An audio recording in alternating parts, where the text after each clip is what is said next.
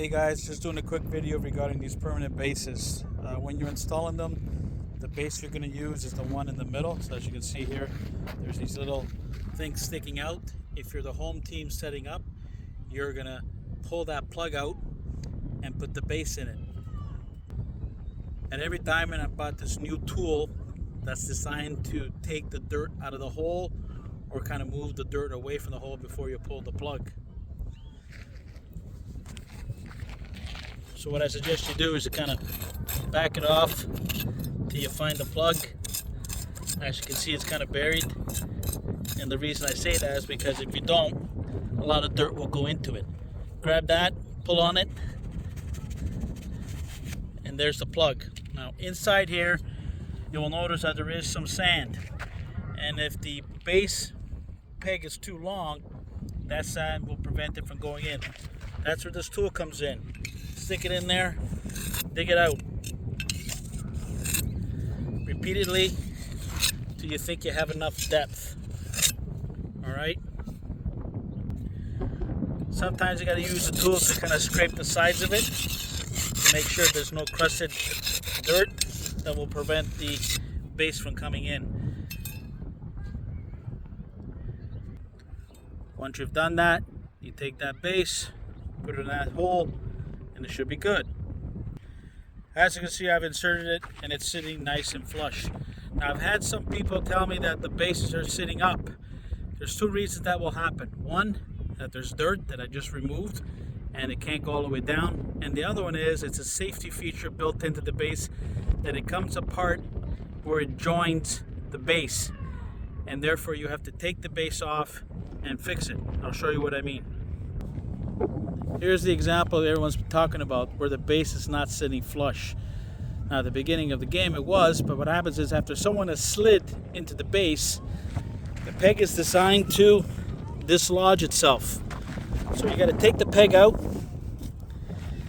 and pop it back into all the way in so that you see that almost like a dildo is totally inserted in the hole.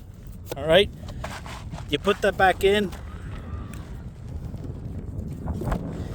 and you see that the gap is gone. So whenever you see a base that's sitting up high and it wasn't at the beginning of the game, chances are someone has slid into that base and it's a safety feature so you don't snap your ankle sliding into a base. It gives way and allows you to take it out and reinsert it. The last team of the games are required to remove the base and insert those plugs.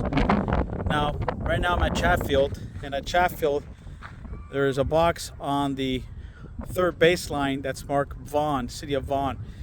And inside our box, I've provided everyone with a key that opens up the lock. That's where you will put the three bases. Third base, second base, and of course the safety base go in those boxes. Those are the city's bases, and we're going to keep them in there and lock them.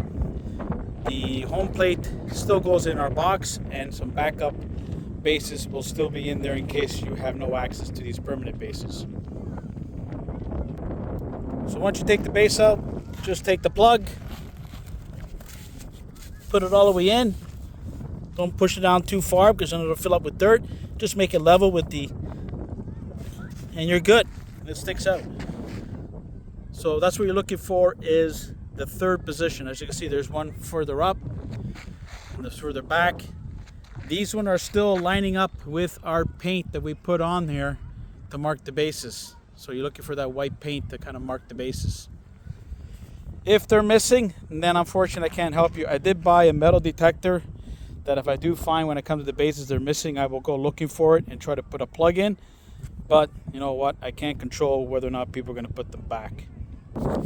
So here's the box. You can see it has the safety base, two bases. It also has the plug. So if you are setting up the first game, you can put the plugs in here. And if you are putting away the bases, you can pick up the plugs in the box. Once you finish that, take the lock that looks like this. It's a master lock. This key will be in our lockbox hanging on the side. All right, close it and lock it. The reason I say lock it, if you don't lock it, and then someone's going to come along and steal it. Here at the Chatfield, I've marked it Vaughn box. Okay. So in our box, you will see that I usually hang a key somewhere in the box like that. That's for the access to the Vaughn box that holds the bases. And I will put the tool in here also. Please make sure to put them all back, gentlemen, when you use the key, because if you don't, then we will be screwed for the following week.